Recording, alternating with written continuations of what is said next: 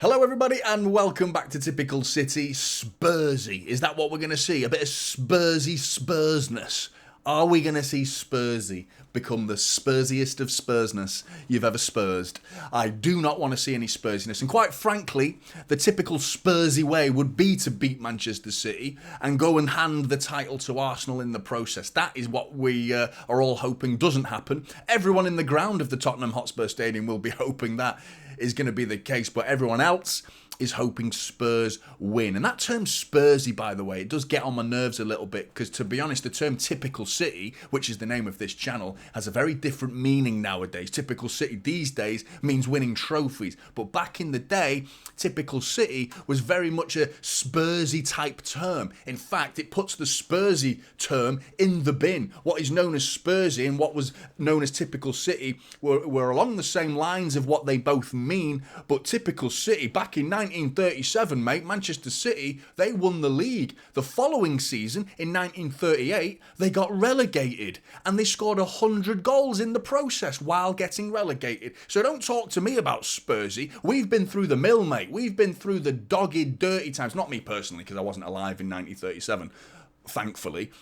But that's the point I'm trying to make, is there is no team in the world that quite has the luck of Manchester City in the history in terms of luck like Manchester City. And you talk about Spursy? Nah, mate. Typical City. That's where it is. So like and subscribe to Typical City while you're here. But I mean, there is no way that we were going to win this league the easy way. Let's get it straight, because this team that we're going up against is going to be a difficult team to beat, regardless of the form that they've been in late, losing 4 out of the last 5 games, and the one that they did win was relegating Burnley last weekend in the process. Not convincing in that game either, to be honest, going 1-0 down with Pedro Porro equalising 7 minutes later, if I remember rightly. So not an easy game, regardless of the form, because of the players they've got. The tactical battle is going to be a fascinating watch, so stick around to the end of the video to see the tactics pad and what I go into with that regards, because it's going to be fascinating what we've seen from Spurs going up against possession-based sides like Arsenal and Manchester City. That real narrow defence where the fullbacks really squash in with their centre-backs, allowing Arsenal and Manchester City, have it out wide, lads. You're not threatening us out there. Go out wide. You can keep the ball out there. They allow us to play that to play that way with wing play. So City needs to counter that. We need to think of an option of how to play against a side that does that. We've got to think defensively as well, because of the system, the build-up play that Spurs have is an amazing watch. It really is. And the build-up play will draw Rodri and potentially Kovacic or Akanji, whoever's sitting alongside Rodri, in a really difficult role where they could end up being dragged out wide, because Maddison and Sarr, whichever number 8s they're going to be playing in the Spurs side, they do like to pull out wide all of a sudden. If you get lured into that trap, all of a sudden Rodri could be playing on the wings and marking a player where he doesn't want to be marking a player, leaving a big gaping hole in the middle of the pitch for Spurs to just penetrate right through the middle of Manchester City's defence. So we can't have that. But thinking about the psychology of the game as well, the Villa versus Liverpool game tonight, that will be a huge factor in the Spurs mentality, because if Villa lose to Liverpool, it's game on for Spurs. They could still get in the Champions League spots, somehow get in the Champions League spots, which would be a devastating prospect for Manchester City going up against the Spurs side that you know full well the fans will be like, yeah, we don't really care too much. We just do not want Arsenal to win the league. That seems to be where their priorities are lying right now. Be interesting if you are a Spurs fan to get in the comments below. Would you rather see Arsenal win the league and you get Champions League football, or would you rather let Arsenal not win the league, or prevent them from winning the league rather, and you don't get Champions League football? It'd be interesting to hear the Spurs fans' psychology going into this game. It really would.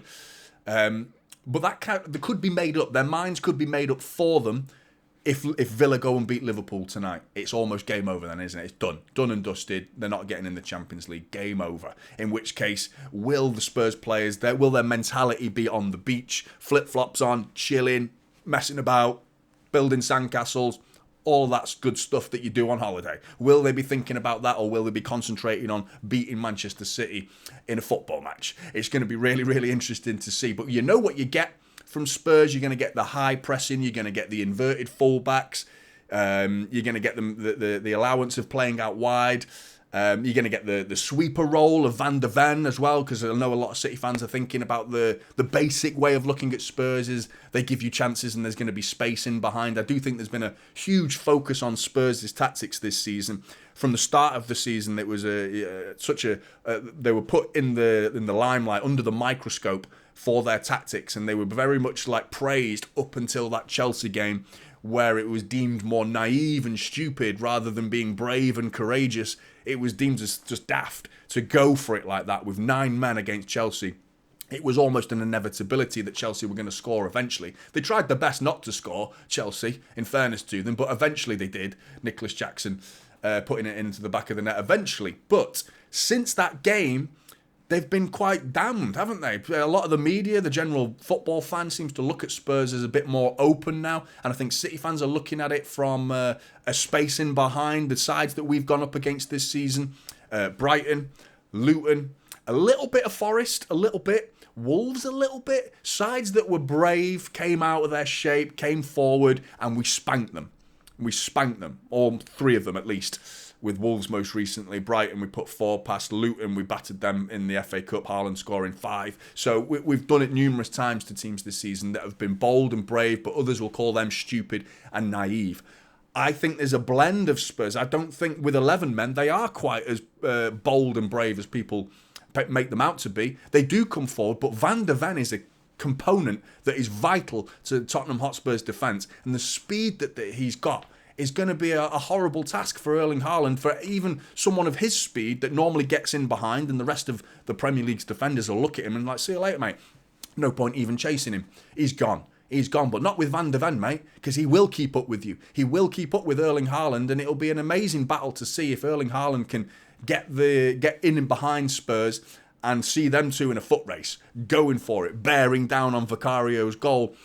And will he be afforded that space, Erling Haaland? Because like I said, Spurs, when they haven't got the ball, they do drop and they pack in the defence and make it very narrow and allow City to go out wide. So it's going to be interesting. Team news, Nathan Ake and Jack Grealish. This is done prior to Pep Guardiola's pre-match press conference, so there's no word on Nathan Ake or Jack Grealish as of yet. That may have been changed at the point you're now watching this video. I'm not too sure, but I'm assuming Nathan Ake's out because he did look like he was in pretty horrible discomfort coming off that pitch. Jack Grealish was ill, a little bit more hopeful that he will be back, but will he start? Not too sure.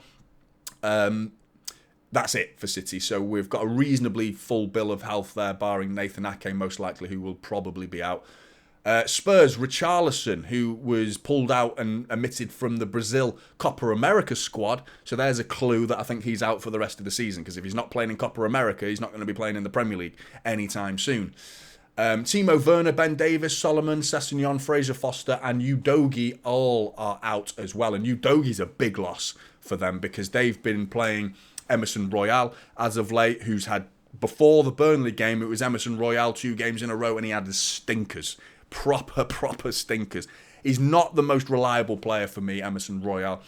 So to counter that, against Burnley, they played Oliver Skipp at left back, which didn't work, was probably arguably a bit better than Emerson Royal, but he's not a naturally left back. He's not a defender, he's a midfielder. Emerson Royal has just been playing poorly lately. Either way, Emerson Royal, Oliver Skipp, weak spot. That is a weak spot in their side that we need to expose. And is he going to have the discipline to stay tight with the other 3 in that back 4? Or will he get drawn out to whoever is playing on that right wing for Manchester City, creating gaps between him and most likely Van de Ven? It'll be really interesting to see. But in terms of predicted starting 11, let's start with Tottenham. So, Vicario in goal. Emerson Royal, as discussed, left back. Pedro Porro, who is every game he's getting better and better, isn't he? Romero and Van de Ven in centre-back. In front of them, we're probably going to see the double pivot, most likely, of Bissouma and Sarr. Very physical, very mobile, very capable, very technical, very good. Very good. That's about it, really, isn't it, in midfield? 2 very solid midfielders that have impressed me. In front of them, James Maddison. I'm going to go with Kulusevski on the left and Brennan Johnson on the right. Where are you, mate? There you are. Brennan Johnson and then Son up front. City. Ederson seems to be the man. There was a little spell, wasn't there, where there was that debate about whether it's Ederson or Ortega in goal. I personally, when Ortega came back, I would have edged towards Ortega just for his more natural goalkeeping abilities. But Pep clearly prefers the footwork of Ederson, so I imagine it's going to be Ederson for the rest of the season now. Walker, who will most likely be playing because Nathan Ake most likely isn't. Ruben Diaz in the middle. And Gvardiol, who's going to have a really interesting role in this game. Is he going to come forward? Is he going to stay back? Are City going to invert Foden because of the tight, compact space? It's going to be interesting. I'll show you in a second. In front of them, I'm going to go with Manuel Akanji, who's most likely going to be popping in and out of centre-back. With Kyle Walker playing at the right-back position, Akanji's got probably an easier job of doing that hybrid role because going in and out of full-back is a bigger, larger patch of grass to cover. But in and out of centre-back is a bit easier. You're just dropping a little bit deeper, aren't you? And alongside him is the big man, the main man, Rodri. We need a big, big game from him. In front of them, Kevin De Bruyne. And I'm going to go with Kovacic again in the middle. Phil Foden on the left. And Bernardo Silva on the right. With Erling Haaland up top. Which is a team that should and hopefully win, but the tactics are what make this game incredibly interesting. Because you know, as tight as Spurs make it, the key is that you can see the gaps already there. There's just how tight Spurs make it across that edge of the area. Bernardo Silva. Now, I know what people are thinking. Well, why would you play Bernardo Silva and Phil Foden on the wings if they expose their wide play? Because you bring on Jeremy Doku. He drives at fullbacks. You want to pull the fullbacks towards you. You want to dangle the carrot. You want to tease them. Come and get that ball. Look at me. I've got the ball. Come here. Good boy. Come and get that ball. That's what you want. You want to pull that fullback away from you, whether it's Phil Foden on the left flank pulling Pedro Porro out wide, or it's Bernardo Silva on the right pulling Emerson Royale over there. And creating these gaps between centre-back and full-back. Now, what Spurs tend to do reasonably well, more Brennan Johnson than Kulusevski in fairness, is they don't even worry about that because they allow, or they force, Brennan Johnson to get back. And that protects the fullback from having to come out of his shape. Kulusevski can get back, but for me, he switches off. Now, that's a side of the pitch to me that is weak. Because you've got Emerson Royale is bang out of form down that left back. They could be playing Oliver Skipp, who's a midfielder. They've got Kulusevski, who's a quality player going forward. Devastating finisher. Really good player, Kulusevski. But he doesn't like getting back. Will he be switched on? Will he get back and close those gaps down the flanks? To which Bernardo Silva will likely want to expose and bring Emerson Royale out to give the likes of Kevin De Bruyne or Kovacic or Haaland gaps in the middle to make the most of. That's where this game can be won or lost from a Manchester City perspective at least. Build-up wise as well, are we going to be sending Gvardiol forward like we've seen a lot this season? Because as much as that would... it's been a success as of late. You're only adding to the congestion by pushing Phil Foden into the middle of the pitch. You're further congesting that middle and making it tighter and easier to mark Phil Foden. And not only that, the gaping hole that will be left behind as well, which will force Brennan Johnson back. There is no doubt about that. But if he decides to be brave at any point and just stay here, I've not set up the Manchester City shape at all in terms of the complete setup, but just for this little mini scenario down the left side of the pitch, you can see the danger already. It's always been the case throughout the season, but it's never been more prominent against this side. Spurs, who just love to hit teams on the counter-attack, and they've got the players to do it, so we've got to be so careful, so careful. In terms of Spurs' build-up as well, again, Haaland needs to be clever. You know what they like to do. They like to invert their fullbacks. Emerson Royale will tuck inside. It's kind of like City we've seen, but with one inverted fullback. The two centre-backs pull to the corners of the edge of the area. Vicario pushes forward with Kulusevski pushing up. Brennan Johnson often pushes up as well. And Son pushes up. And that little box that you see in the middle formed by the two fullbacks being at the front two corners that you can see there, with Basuma almost acting as the anchor between them. And you can see the triangles that build up. But what you can't afford to do is Haaland being naive and closing down Vicario, because he's the extra man in this scenario. We've only got 10 outfield players, and when Vicario becomes the 11th outfield player for Tottenham, there's going to be someone free further up the field. So the dominoes will start to tumble if Haaland falls and takes the bait and starts pressing Vicario. He cannot do that.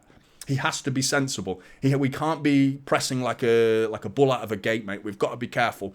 We've got to be so careful because the triangles that they can play, regardless of whether we're marking tightly going man to man. And you know Maddison likes to drop into these positions. They're number 8s. They like to drop here and pull players that are, if you're marking them, and in situations like this, you could end up seeing Rodri being pulled out here, Kovacic being pulled out of here, and then you've just got this big gaping hole in the middle of the pitch. And even if they do it further up the pitch where Kovacic, or Sarr or Maddison pushes further out wide, dragging the likes of the defensive midfielders, whether that's Akanji or Kovacic, you're going to have a big gaping hole in the middle of the pitch that Spurs love to exploit by this clever rotation of players throughout the pitch. We need to be so careful in this game. For me, Gvardiol shouldn't be coming forward in this game.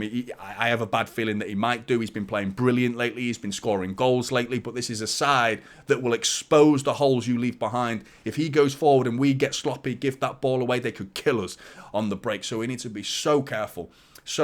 But Manchester City title is on the line tomorrow night against Spurs. What are your predictions? I'm going to go for a tight game, 2-1. Hopefully we get that first goal. Get your predictions in the comments below. I really want to hear them. Like and subscribe to Typical City, and I'll see you in the next one. This is Typical City now.